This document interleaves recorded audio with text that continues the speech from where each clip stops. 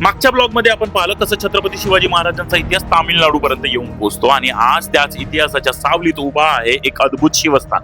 नमस्कार, मी रोशन आणि स्वागत आहे तुमचं इट्स रोशन ब्लॉगच्या खास ऐतिहासिक भागात.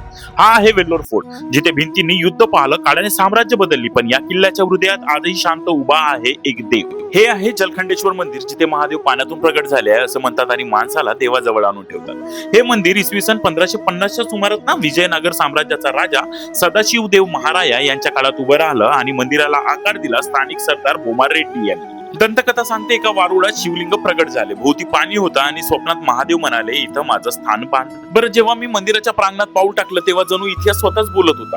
प्रत्येक कोणात, प्रत्येक दगडावर देवी देवतांच्या मूर्त्या उभ्या होत्या, काही अगदी सूक्ष्म, काही भव्य, काही जणू थेट कथा सांगत होत्या. शिल्पांच्या डोळ्यातून भक्ती, सामर्थ्य आणि कलाकृतीचा संगम दिसत होता आणि स्थानिक म्हणतात काही मूर्त्या तर त्या काळात इथे राज्य करणाऱ्या राजांनी स्वतः अर्पण केलेल्या आहेत. जणू इतिहासच आपल्याशी संवाद साधत होता. हे फक्त मंदिर नाही, हा काळाने जपलेला विश्वास आहे. जसं छत्रपती शिवाजी महाराजांनी स्वराज्य उभारताना संस्कृती जपली, तसं इथे हजारो वर्षाची श्रद्धा अजूनही जिवंत आहे. म्हणून जेव्हा कधी तुम्ही वेल्लोरला याल, वेल्लोर फोर्ट पाहणं मस्ट विजिट आहे आणि यातलं हे जलखंडेश्वर मंदिर तर आवर्जून पहा.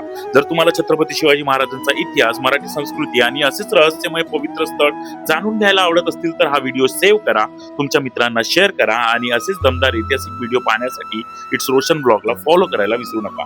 भेटूया पुढच्या व्हिडिओमध्ये. जय शिवराय, जय महादेव.